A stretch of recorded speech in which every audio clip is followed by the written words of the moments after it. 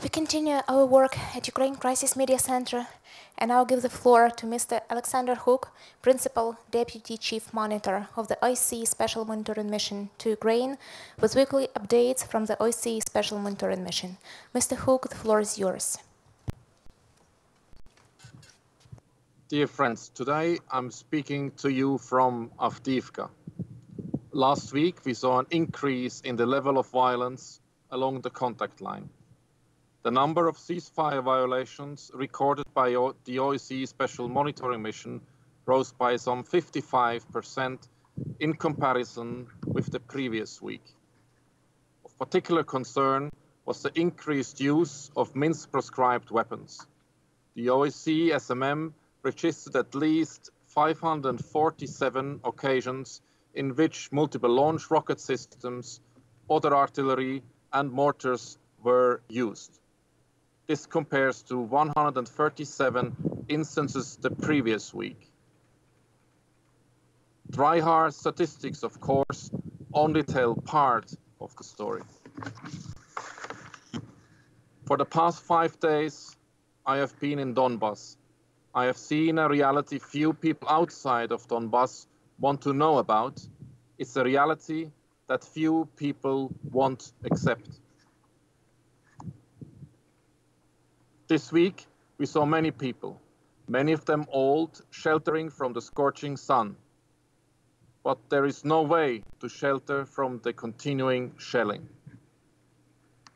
Some of the people I saw were in Stanica Luhanska, where in temperatures reaching 40 degrees Celsius, we saw as they were forced to carry heavy bags down rickety, almost collapsing wooden ramps to connect the two parts of the broken bridge.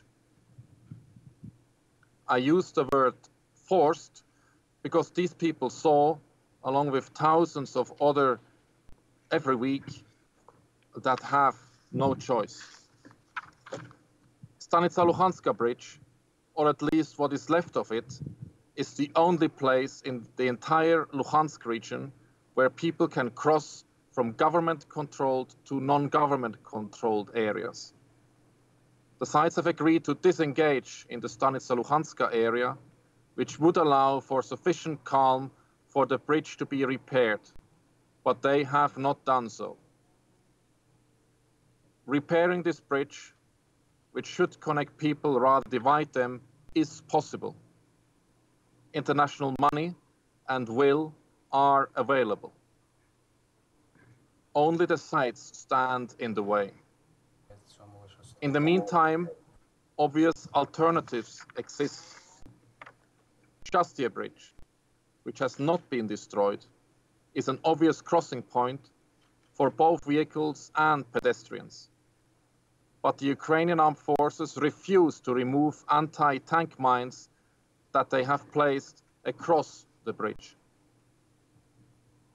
When I and other SMM colleagues were there later on Monday, we were offered a choice of abandoning our vehicles and walking across the bridge, which would involve literally stepping over these mines. Other civilians are not even given this option.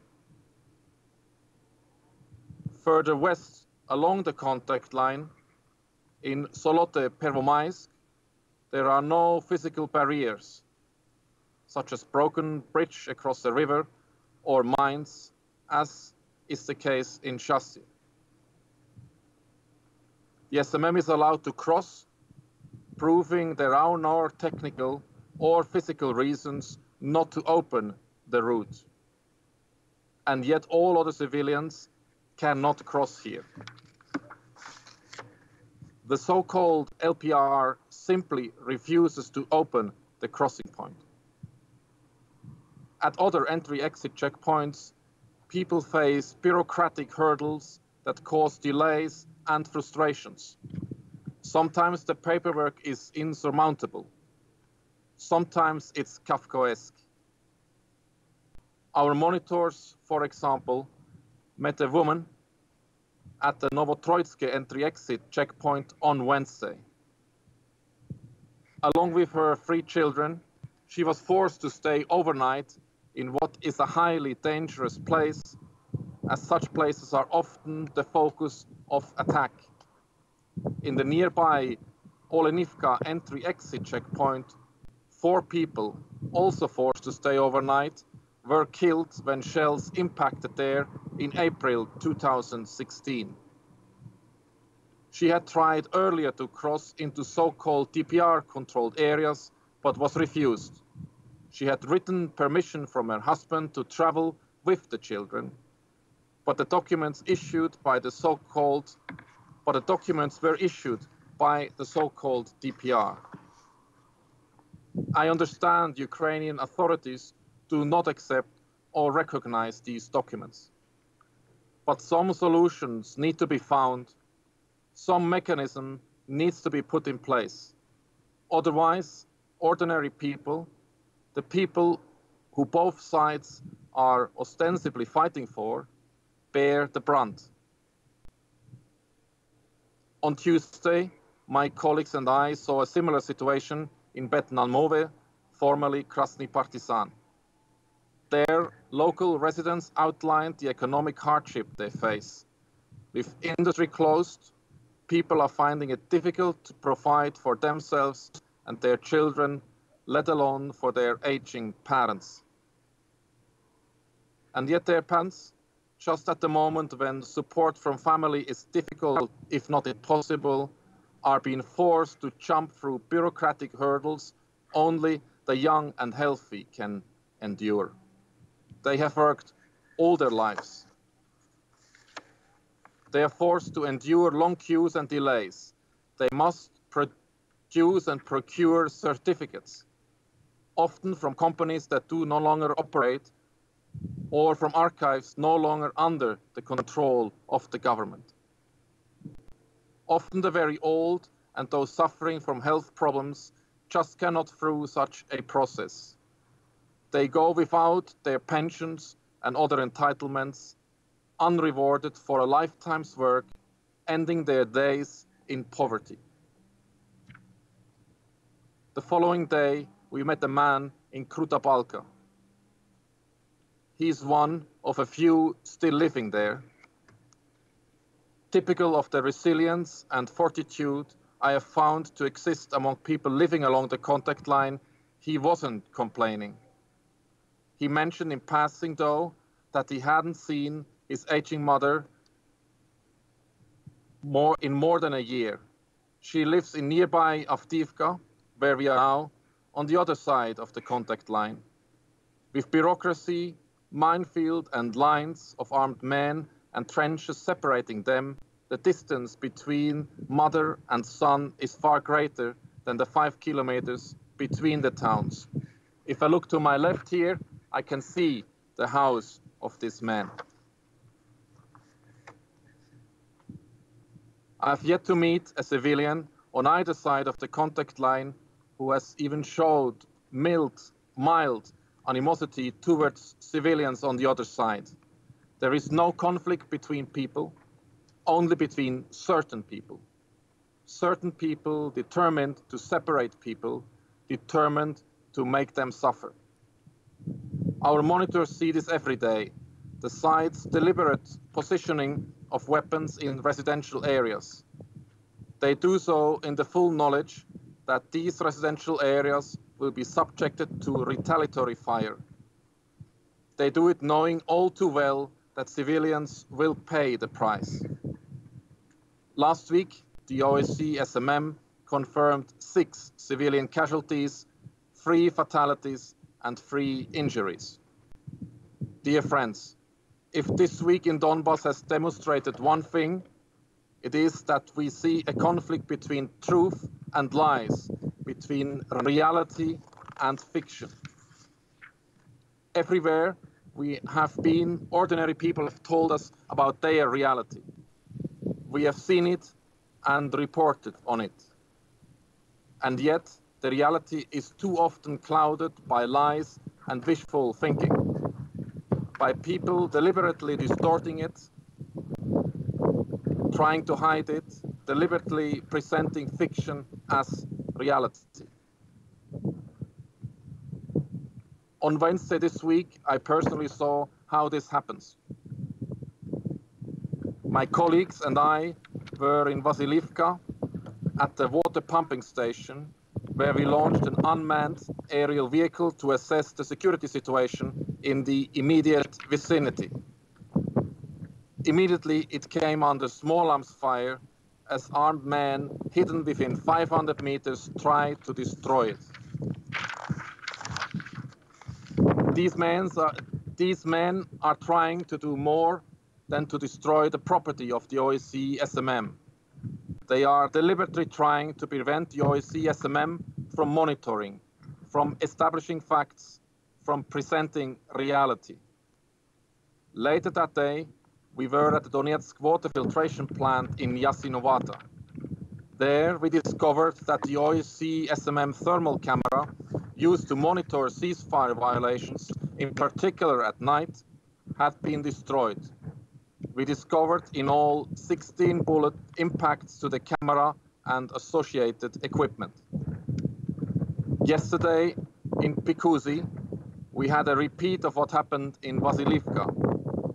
Despite informing the so-called DPR members present of our intentions and informing the Joint Center for Control and Coordination beforehand, another unmanned aerial vehicle was shot at.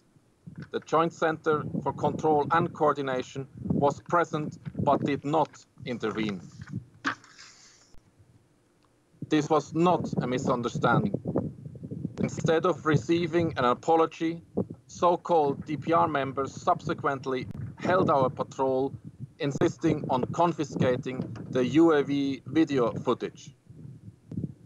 Just before this happened, just across the contact line in areas controlled by the government, Ukraine Armed Forces D-miners reportedly started demining the road. One D-miner was reportedly injured. Because the so-called DPR denied us access, we of course do know this for a fact. If true, I would like to wish the soldier a speedy recovery.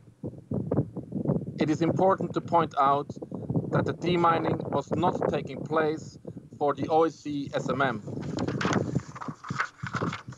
Demining takes place, or should take place, for all civilians. It takes place, or should take place, not because the OSCE asked for it, or tells them to do so. The sides do it, or should do it, because they agreed to do it. They signed the Minsk agreements, in which they said they would do so. The coordination of mine clearance is a task assigned to the Joint Center for Control and Coordination by the signatories of the Minsk agreements. The presence of a member of the JCCC in Pikuzi on the so-called DPR side, and the fact that the so-called DPR failed to demine suggests a failure also on the part of the JCCC. Dear friends, what I have seen this week is not encouraging. So long as there is a refusal to face reality, so long as there is a deliberate attempt to distort facts, so long as there are efforts to prevent the OSCE SMM from monitoring and verifying the sides' compliance with their commitments, then this conflict will not end. The truth can certainly be uncomfortable, but if it is not faced, nothing can change. And if our experience in Donbass this week proves anything, there is certainly a great need for change. As usual, at the end of my statement here, I would like to inform you about the latest mission numbers. As of today, the mission has 625 monitors, of whom 548 are deployed to the east. In addition, there are 361 Ukrainian colleagues and 95 other international staff working for the OSCE Special Monitoring Mission to Ukraine. Thank you. Thank you. And now the questions. Colleagues, any questions? Доброго дня, мене звати Маргарита. Good day, Margarita Trofimova, IRTA channel, Severodonetsk. Mr. Hook, a question. Is it possible to open an ECP in Zolote? Is it planned? Is this engagement in Stolica Luhanska possible, and is it planned in the near future? Thank you.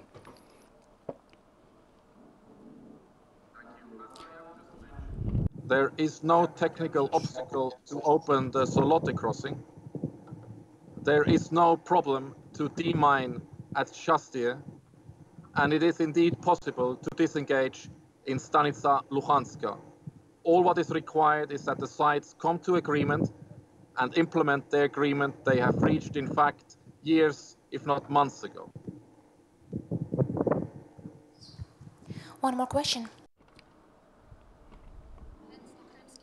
Crimea News Agency, 2 questions, Mr. Hook. First, could you please clarify if the SMM has made up its plans about restoring the thermal camera on the DFS that has been destroyed before? And the second one is, could you please specify the number of confirmed civilian casualties from the beginning of the conflict to date? Thank you. The OSCE Special Monitoring Mission has at the moment a functioning camera at the water filtration station in Donetsk. It's a lesser grade CCTV camera that is installed and is operational at this stage. We are calling upon the sites and we're calling upon the Joint Center for Control and Coordination to follow up on this incident, to hold those to account who have committed it, and to ensure that no such incidents repeat in future. The camera installed there, the thermal camera, was meant to support an initiative to establish a safety zone around the water filtration station. Deliberately destroying it is a clear sign that some people have not the will to establish this zone which will protect vital and critical infrastructure. Since the beginning of the conflict? The figures that you have asked since the beginning of the conflict, I don't have available right at this point, but will be provided from the office in Kiev to you later. Thank you.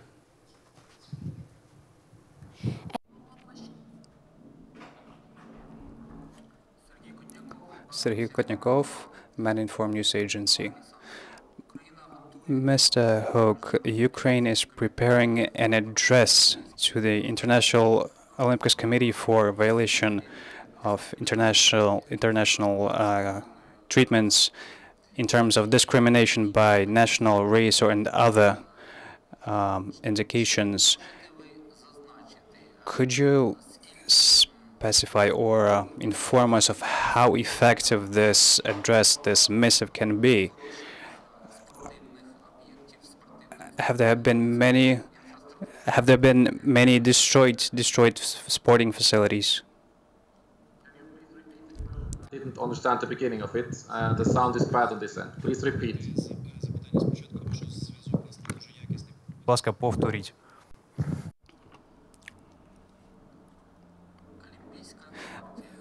So the Olympic Treaty stipulates that a country may be dismissed, temporarily deprived of membership in terms of discrimination by national, race,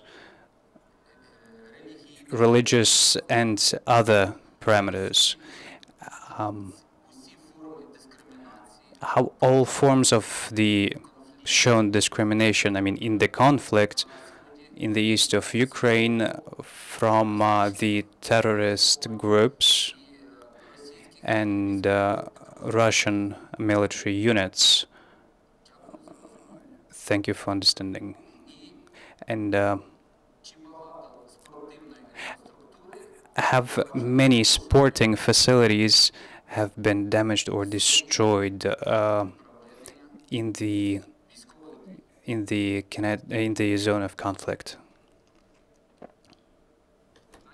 Your question. The OSCE Special Monitoring Mission documents the violations committed by all involved in this conflict. It documents the behavior of all sides involved in this conflict. All of those observations are available in our reporting that we make regular available in public, including in the Ukrainian, English, and Russian languages. I cannot comment on pending or intended cases at court or other institutions.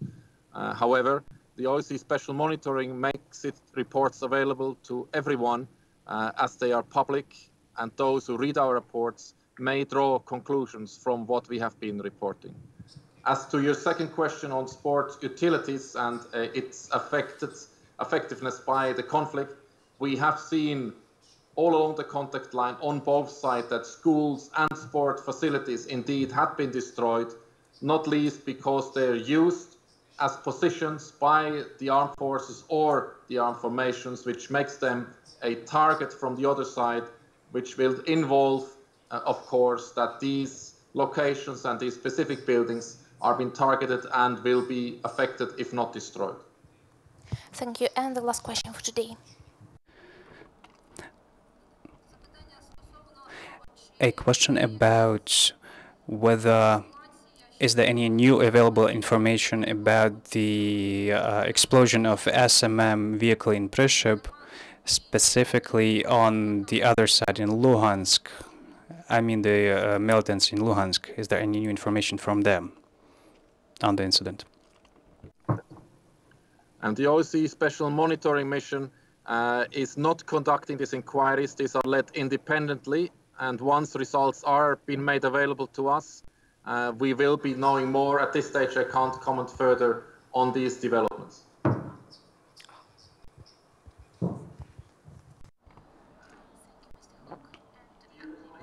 Can you hear me now?